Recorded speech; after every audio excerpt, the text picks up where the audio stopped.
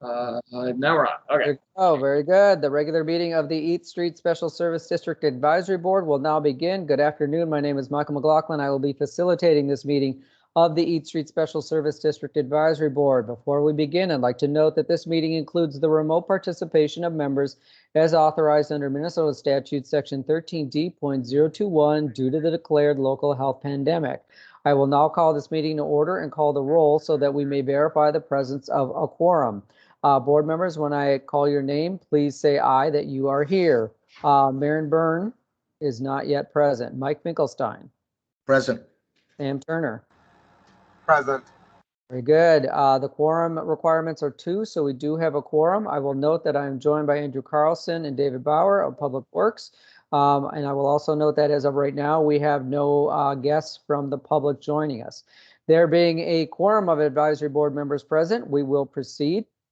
If desired, the advisory board may adopt today's agenda and the draft minutes from the last meeting in one action. A proposed agenda and draft minutes to the prior meeting, which was on June 16th of last year, almost a year to the date, were distributed in the meeting packet. Are there any modifications to the proposed agenda or the draft minutes? No. If not, would someone like to make a motion to approve both the proposed agenda and the draft minutes? I'll move. Is there a second? I'll second. I'll just say, well, that'll be you, Mike. Yeah. If there's no further discussion, I'll call the roll. I do have to call a roll on all votes. So just, it seems a little formal for just a couple of us here, but we are required to do that. So Maren Byrne is not present. Mike Finkelstein on that motion. I'm sorry, could you repeat that motion again? Yeah, it's on the motion to approve both the proposed agenda and the draft minutes. So we're Yes. voting. I will make a motion to Oh, actually, we're just taking the vote. So you just need to say aye. aye. Yes. Sam Turner. Aye. Very good. The agenda and the minutes to the prior meeting are approved as distributed. Thank you. We do have a public comment period on the agenda. We have not been joined by any members of the public. We will table that till the end of the agenda should someone from the public join us and like to address the group. So we'll move on to our discussion items. The first discussion item is the 2020 annual report. And if you allow me a moment, I'm going to share my screen, just that has the packet on it. Whoa. And quickly go through a couple of highlights, but we'll go through it quickly.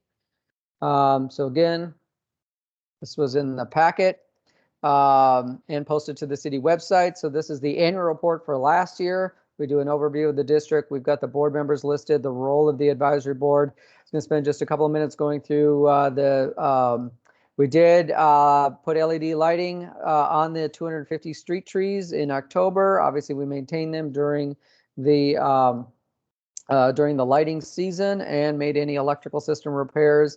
We did perform the weekly weed and debris removal as part of the pruning of the planting beds. We also maintain all of the district's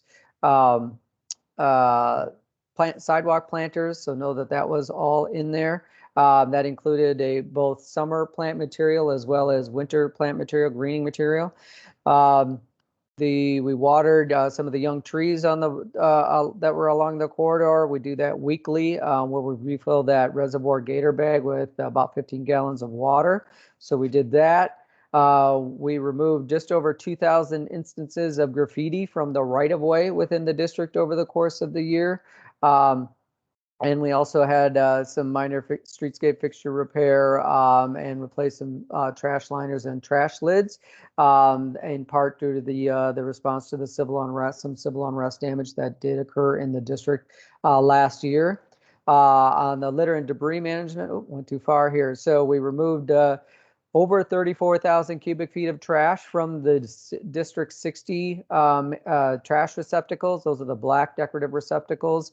And just under 20,000 cubic feet of recycling material from the district's 32 district maintained one sort recycling receptacles.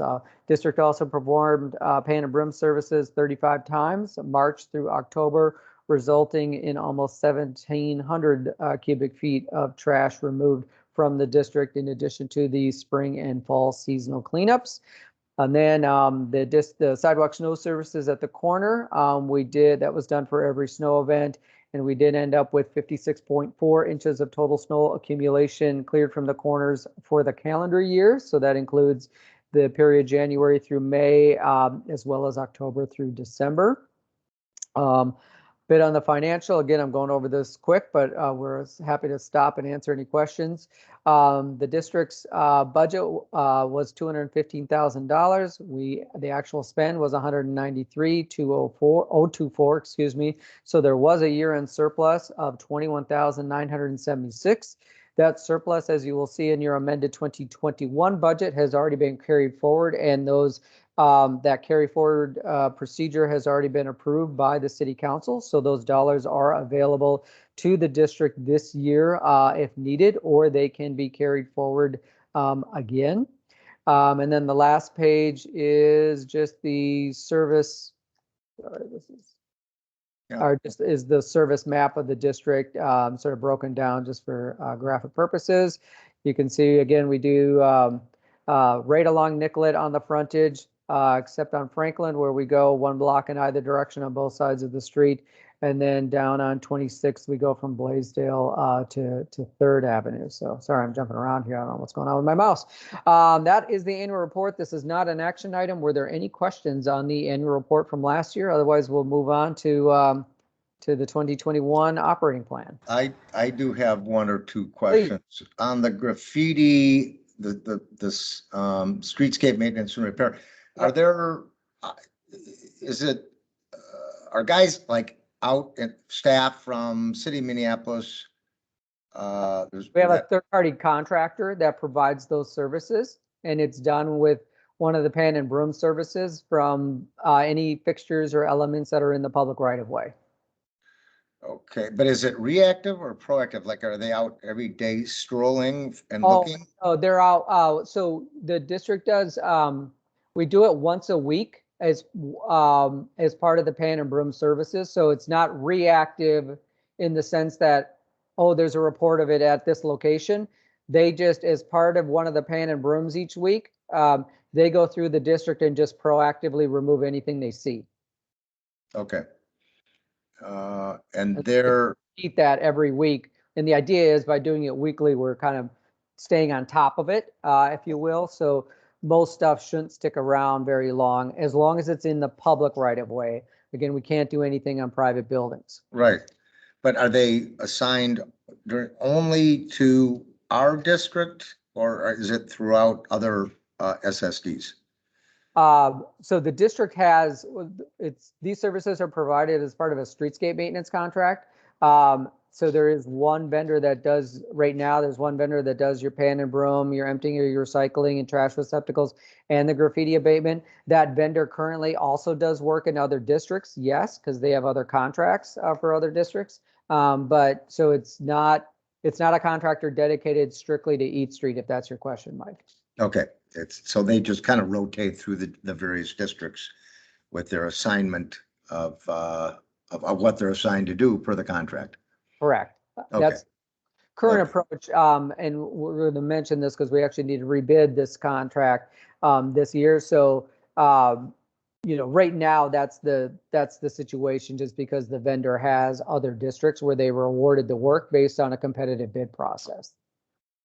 So that, and I say that only to differentiate, that may be different in the future. We could get a vendor in that only bids on Eat Street, for example, and you might be their only district, for example, depending on how the outcome of the bid process. And we can talk a little bit more about that in a couple of minutes. Sounds like you had maybe another question about 2020? No, that was really it. So if someone reports graffiti through 311 then figures out if it's in the SSD and then they contact the vendor directly? No, almost that. So if someone reports graffiti in the public right of way, Mhm. okay, that could go to 311, or it can come to us directly, to be clear.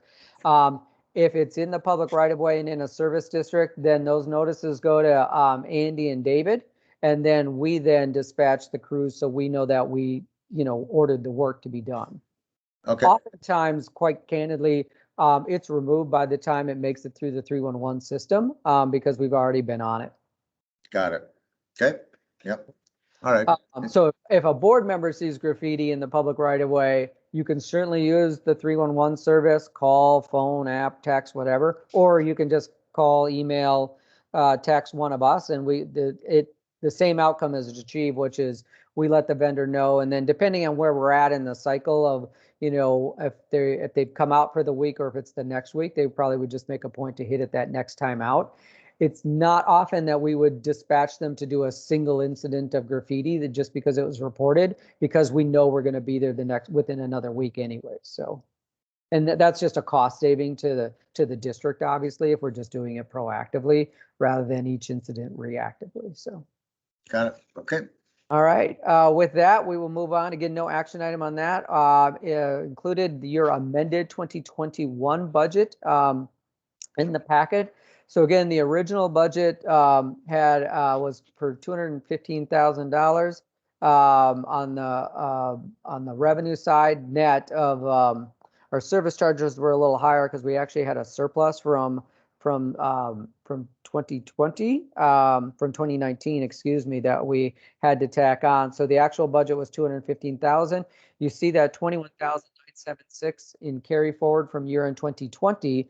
So we put that for now in your sidewalk snow clearing at the corner line item, in part because the district's approach has been to try to have a snow reserve, if you will, for those heavy accumulation years. But please know that we do have the flexibility to spend those dollars in these other line items if needed or if so desired by the advisory board. So the amended budget for this year is $236,976. Again, I'll note, just because sometimes it trips people up, this service charge amount did not change. We just rolled over those dollars and they're available to spend this year. I was going to go through just a couple of highlights for this year. So that's the financial aspect. Quickly, just to recap, Pan and Broom, we are doing that once a week. We do it every Tuesday through the end of October. And then depending on the weather, if it's still pretty nice in November, we'll keep that service on just because there's more people walking around and the service is needed. If it's getting pretty cold already and snowy, we tend to turn that service off by recommendation of the advisory board. So that's done again once a week, every Tuesday. It starts up right around March or April, depending again when spring starts. So kind of that heavier footfall time of year. In terms of the trash and recycling, so there are 34 district maintained trash receptacles. We have a kind of a complicated, some receptacles are serviced at different frequencies just because of the volume of trash in them. So just to quickly highlight, of the 34 trash receptacles, 28 of them are serviced twice a week. 2 of them at Grant and Nicollet, 1 at 25th and Nicollet, are serviced an additional time per week, which is every Wednesday. So it's Monday and Friday, everything. These couple of receptacles are serviced an additional time on Wednesday. And then we have 1 down at 25th and Nicollet that we service every Saturday down in front of a coffee shop. And then we have the 6 receptacles at Franklin and Nicollet that we actually service daily because they are so full. So this is an example where we are able to a la carte these services where things are needed, so that we don't just have to say, well, it's got to be every receptacle that's serviced or none of them daily. So we can kind of mix and match, and that helps keep the costs lower where we're only servicing those receptacles that we need to. On the recycling receptacles, we service those twice a week. Every Monday and Friday. That has been sufficient for the recycling receptacles. So just wanted to give everybody sort of a refreshed line of sight on that. On the graffiti abatement, I've mentioned that already. We do that once a week, year round. And that's again within the public right of way. Sidewalk planters, everything was planted late in May. It was a little dodgy there because we had a couple of cold snaps that middle of May, but we were able to get stuff in where nothing died from any overnight cold temperatures. So all of that was put in. in October, at the end of the growing season, we'll remove all the plant material, and then in early November, we come back and put in the spruce tips and the winter greening for the winter. We pull that stuff out typically in March. There's a little bit of a delay, just because there isn't anything to grow until we could plant the summer material. So that's sort of the life cycle of those planters. Mike, just so you know, there are about 24 of those receptacles dispersed. Throughout the district, we tend to concentrate them north of Franklin and north of the freeway, in part because the south of that area has a lot of landscaping beds that are maintained by the district where the decorative fencing is, where that northern part of the district doesn't have any planting beds. So it was trying to balance out sort of the foliage and the greening, if you will, throughout the district. But we do have planters throughout the district, not just north of Franklin, so just in the freeway. We are going to move one receptacle on the 2000 block, or one planter on the 2000 block. It's now in front of a business where a lot of people are sitting on the planter using it as a bench. We're going to move it across the street and down the block with the goal of hopefully it won't get trampled and replant the flowers in it. So just giving you a heads up on that. Seasonal lighting, we have all the LED stringers were taken down, and they're stored for the off season here. We'll be putting them up again here in September and October. Mike, just so you know, the group switched 3 years ago to LED stringers.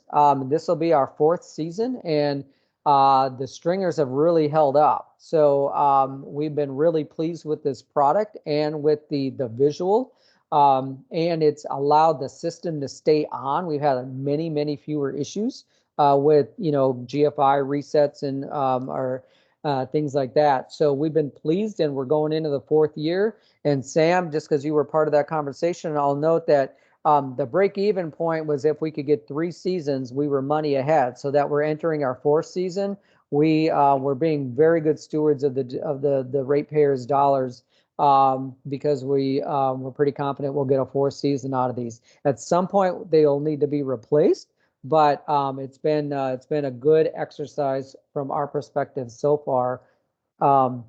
In terms of how they have worked, and visually, I mean, our personal opinion is we think the district's never looked better these last couple of years, because the lights are brighter, and again, they stay on much more consistently. So it's really, we think, been a boon. And I know one of the local news channels I watch, the reporter lives near Eat Street, so I would often see our LED stringers as his backdrop on his remote reporting from Nicollet Avenue on whatever he was reporting. So it was a real-time way for me to do system checks just by watching the news. But part of the reason he was using that backdrop was because it looked great. So final comment on 2 final comments on this year for streetscape light pole banners. We did just order some vinyl replacements in the blue and the gray theme so we had some inventory. One of the things we wanted to do, not that we need to have a final decision today, but for the board to think about, those are about 5 years old. Historically, the district has kind of gone with the same design, but changed the color scheme to freshen the banners up every sort of 5 to 6 years. So if that's something the group might want to think about, perhaps for next year, funding it and doing it next year. We wanted to plant that seed, but know that we ordered enough inventory that should carry us through the remainder of this year and into next year in terms of any banners that fall down because of wind or whatever, that kind of thing. And then 2 final comments on this year, and then I'll pause. We can discuss anything the board would like to.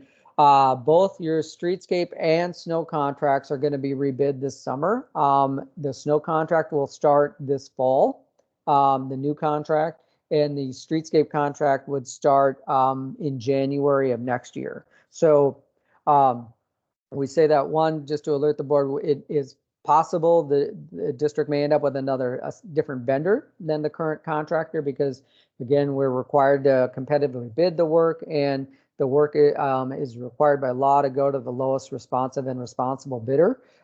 So that could be a different vendor than your current vendor on both of those contracts. So just stay tuned. And also with any rebidding, the pricing could change. So the pricing in your draft 2022 budget that we're going to talk about in a minute is based on the best information we have available, which is your current contract. But please know that the pricing for some of those line items could change with the new contract. So I'm going to pause here and let's discuss any items specifically related to 2021. We can talk about 2022 in just a minute. Anything anybody wants to suggest changing in terms of service frequencies or services for this year? I don't have anything, but I do want to let you know I do have a stop at 4. Okay. So hopefully we can get through anything that you need a quorum for. Yeah. We should definitely we should try to And get we through will it. make that happen. Sam, thank you for letting me know. I think we can get done by then. Okay.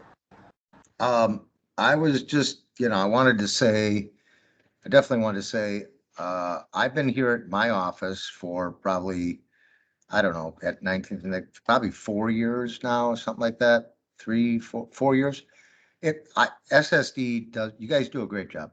I mean, hats off to all of you. I can tell you, I mean, the garbage pickup, the trash can pickup, it's reliable. The snow has always been good. The removal at the intersection, the corners, the lighting is excellent. Best lighting I've ever seen. Good move on that. And it's just, you guys, the fruits of your efforts over the years are pretty obvious at this point, because it's a major undertaking. So I don't want to belabor it, but I just want hats off to you guys. It's you guys have done a great job. Are there issues right now with the current vendor that you guys are aware of, but I'm not, or Sam's not, or? We've been very pleased with this vendor. And as it happens, they because they bid on multiple types of contract, they are your streetscape vendor, they are your snow contractor, and we have used them for your lighting as well. So for your tree lighting. So we've been really pleased with this vendor. They've done good work. Okay. So How many vendors would you, this is a solicitation year, how many vendors would actually probably quote? Well, so we are a little bit longer conversation, maybe not for today, but that we are required to use the target market program, which takes certain contracts of certain amounts and targets them to smaller vendors. So I would say roughly, David's going to correct me, I think there's probably 15 different, maybe 15 to 20 contractors in that pool who potentially would get the invite. And based on prior rebids, we actually end up with 2 to 3 bids average. So it just because some self-select out, they don't like the work. It's not exactly what to do, that kind of stuff. So there is a specialty to this stuff. So okay. There's nothing else. We can move on to 2022. Just to say it, we're a call, email, text away if you do see any service issues this year. There's a few little things we've been working on some tree pits and things like that, tree grates. So just know some of those smaller, more granular stuff we're just taking care of, and it's just part and parcel of what we do. So in a lot of cases we don't even bring it up just because we got to do it anyway. So with that, we can move on to 2022. So I included a draft budget. So this is the meeting where we'll ask the board to make the budget recommendation for next year. This would go to council this fall. In advance of that public hearing before the council, just like every other year that the district has existed, there'd be a mailing to the ratepayers, telling them that there's a public hearing, telling them what their rate or their service charge is proposed to be. And then something we've been doing for the last couple years is including a proposed operating plan to really spell all this out. Rather than just sort of the budget, there's a little bit more narrative to it. So this draft budget, whatever the final recommendation is, would be incorporated into that proposed 2022 budget and operating plan that would go out to all the property owners. So what you can see is in the draft budget, we always go back and look at the year we just ended. So in 2022. Took a look at that and said, okay, is there anything we need to change, modify, increase, decrease, and so forth? So after doing that analysis, we think you could come in with a budgetary flat in terms of total revenue of 200, net revenue of 215,000 and a total projected spend of $215,000. But because this year we had to recoup that small deficit from 2019, this actually represents a small decrease in the actual service charges, at least in draft format, from $247 down to $215,000 even, because we don't have a deficit we need to recoup. So this would be, about a 1% decrease in terms of the overall service charges that would go to the property owners in this draft budget. So I just wanted to highlight that. All of the other line items, like I said, I go through them in detail. I think these are all good numbers to forecast for this year, for the coming year. So that's why we felt comfortable coming in. The other thing is, embedded in all of this, and we're doing this with all the service districts, it's clearly well acknowledged that this has been an phenomenally different year economically for businesses. So being able to come in with a no increase on service charges, we think a lot of property owners and businesses who often pay the service charge would see the value in that. So that's another reason we're not recommending any increases. We don't think you can decrease unless there was a service you wanted to take out of your budget. But we think we can get through this next year without an increase. I'll pause for questions. No I have questions here. Yep. I'm Okay. sorry. Go ahead, Sam. Oh, I was just saying no questions here. Likewise. Would someone like to make a motion to adopt the 2022 budget and work plan recommendation as drafted? I will make a motion to adopt the 2021 budget and work plan. Very good. Is there a second? I will second that motion. Very good. And just to be clear, it's the 2022 budget. Excuse me. Thank you. I think I was reading 2021 when I was looking at this. So thank you. On the motion to adopt the 2022 budget and work plan recommendation as drafted, if there's no further discussion, I will call the roll. Maren Byrne is not present. Mike Finkelstein. Yes. Sam Turner. Yes. That motion is adopted and that budget recommendation will go forward. In our remaining minutes, we did include one of the things the board started talking about last year was possible changes to the service charge methodology. So I had included in the packet a summary of the current methodology and a proposed simplified methodology that is very similar to what the district is doing, but we think it'd be a little easier for everybody to understand. Did you guys have thoughts on whether that would be something you might be comfortable with recommending for 2022? And I'll also just quickly add that methodology, even if you recommend it for 2022, doesn't mean you couldn't look at it a year from now and tweak it some more.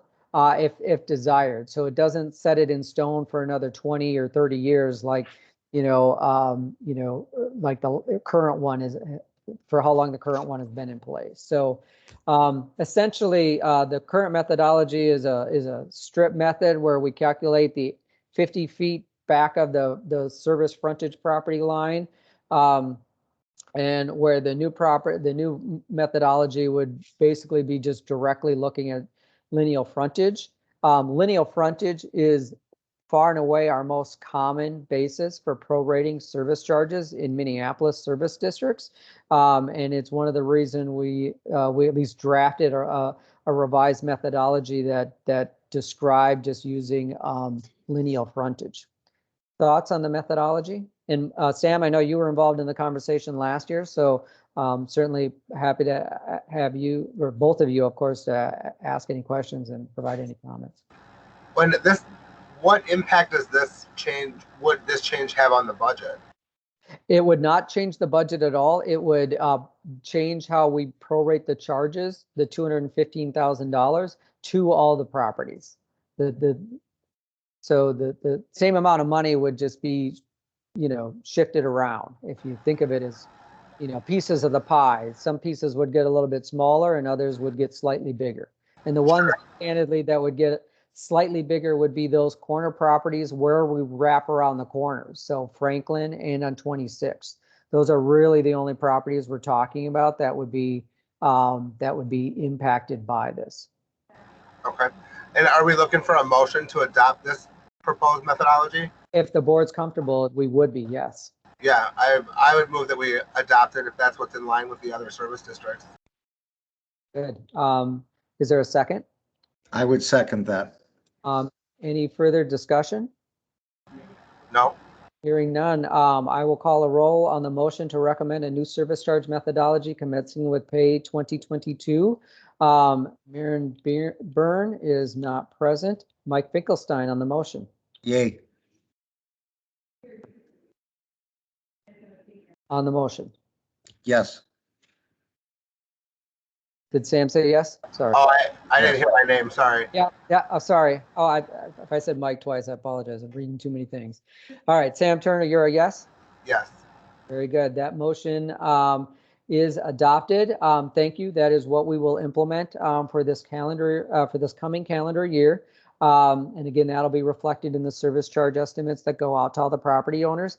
I would also note that because we're actually dropping the service charge amount that couple $1,000, this is actually a very good year to change the methodology, because some of those properties that impact of this change, even on those corner properties, is lessened because the overall service charge amount is going to go down that 1%. So it gets a little harder to change the methodology when you're increasing your budget, because it can be kind of a double whammy.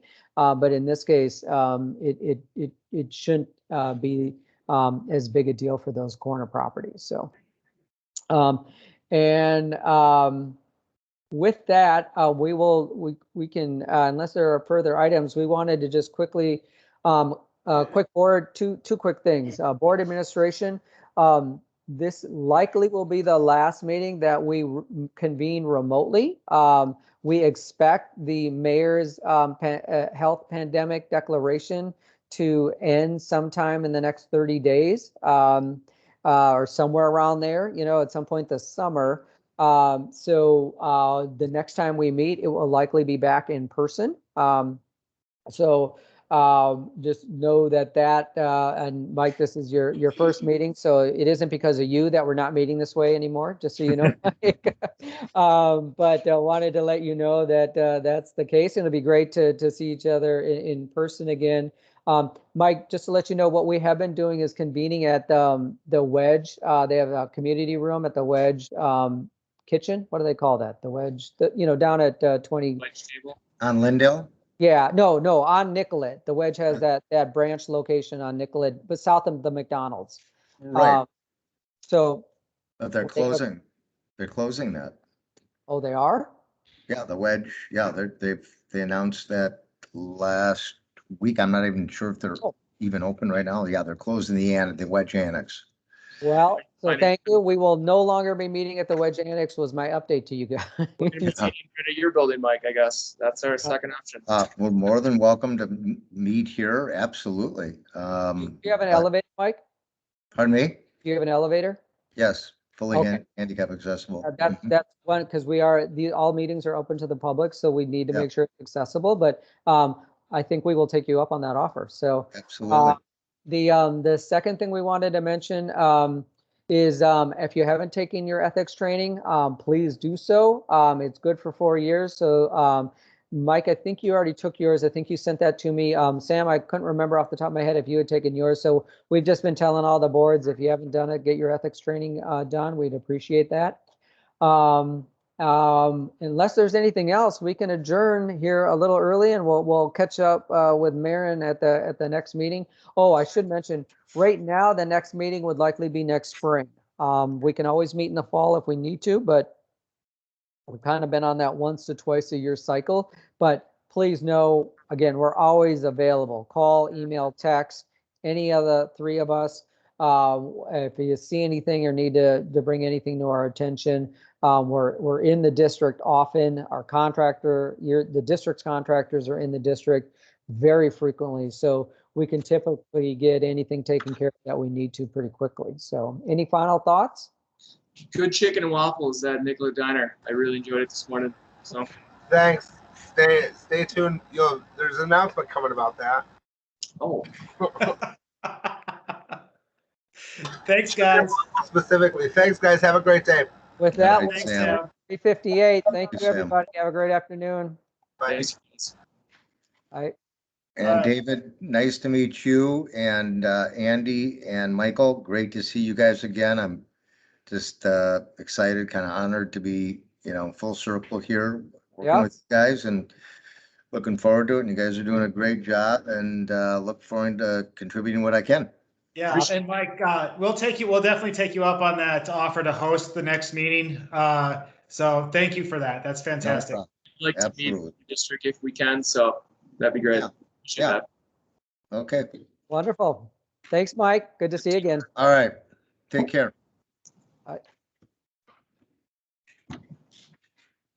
You guys, okay. Goodbye. See you, David.